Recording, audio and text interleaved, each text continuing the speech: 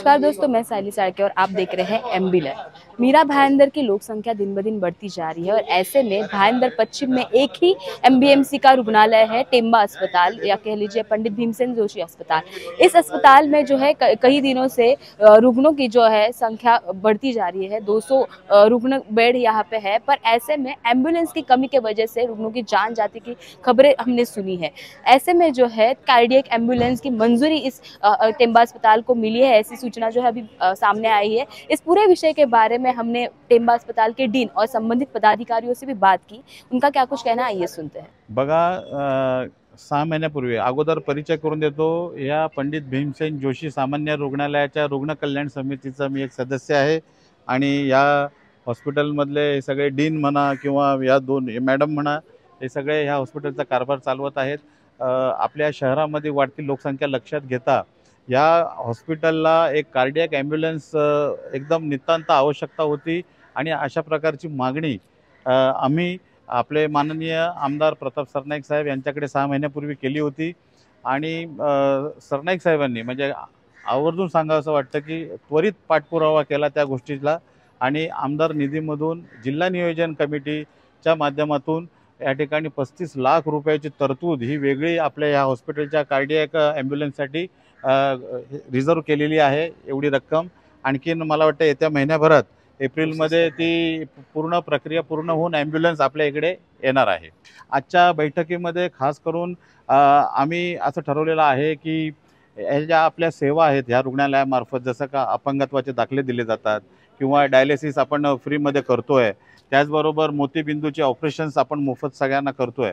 तर ह्याचा जनजागृती करण्यासाठी म्हणून लोकांना ह्याची माहिती मिळण्यासाठी मीरा भाईंदरमधील नागरिकांना, त्यासाठी आपण आज इथे ठराव केलेला आहे की या मीरा भाईंदर शहरामध्ये मीरा भाईंदर महानगरपालिकेच्या ज्या 14 OPDs आहेत, आणखीन आरोग्य केंद्र आहेत आणि त्याचबरोबर आपल्या पालिकेचं हॉस्पिटल आहे राजीव गांधी हॉस्पिटल, तर त्यांच्या दर्शनी भागामध्ये आपल्या ह्या सर्व सुविधा दिल्या जातात। अशा प्रकारचा मोफत दिल्या जातात।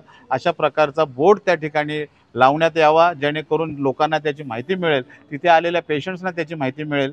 अशा प्रकारची एक सूचना आम्ही या ठिकाणी केलेली आहे। त्याचबरोबर भविष्यामध्ये या ठिकाणी कॅथ लॅब पण चालू होणार आहे आणि म्हणजे त्यामध्ये आपल्याला CT स्कॅन आणि MRI मशीन्स पण उपलब्ध होणार आहे, त्याचं पण काम चालू आहे।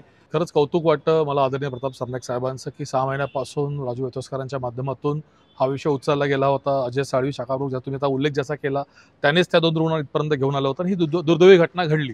परंतु हॉस्पिटलच्या पण काही मर्यादा होत्या, त्या संबंधित हा प्रकार सगळा झाला। पण आता आनंद याचा आहे की यापुढे ह्या घटना कमी करण्याचा प्रयत्न हा प्रामाणिकपणे केला जाईल। आत्ताच वरिष्ठांच्या माध्यमातून आम्ही पूर्ण हॉस्पिटल फिरलो, अतिशय अत्याधुनिक मशीनांच्या सकट यांच्याकडे आपण ज्याला म्हणूया मोतीबिंदूचं ऑपरेशन जे आहे डिपार्टमेंट आहे, सुंदर। आणि इतक्या आता मी संख्या पाहिली, इतक्या मोठ्या संख्येने मीरा भाईंदरचे रुग्ण याचा लाभ घेतात, हे फार कौतुकास्पद आहे।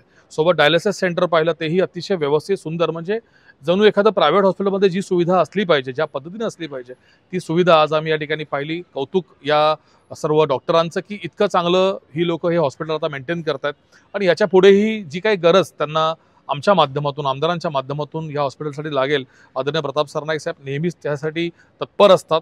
आरोग्य सेवा, शिक्षण सेवा या 2 गोष्टीवर त्यांचं प्रमुख लक्ष असतं आणि त्या दृष्टीनेच पुढची वाटचाल सुरू राहील, ही ग्वाही मी आदरणीय डॉक्टरांना या ठिकाणी देतोय। ॲक्च्युली सर्वप्रथम मी नामदार परिवहन मंत्री प्रताप सरनाईक सर यांचे फार फार आभार व्यक्त करतो, कारण हे 200 बेडचे हे हॉस्पिटल आहे।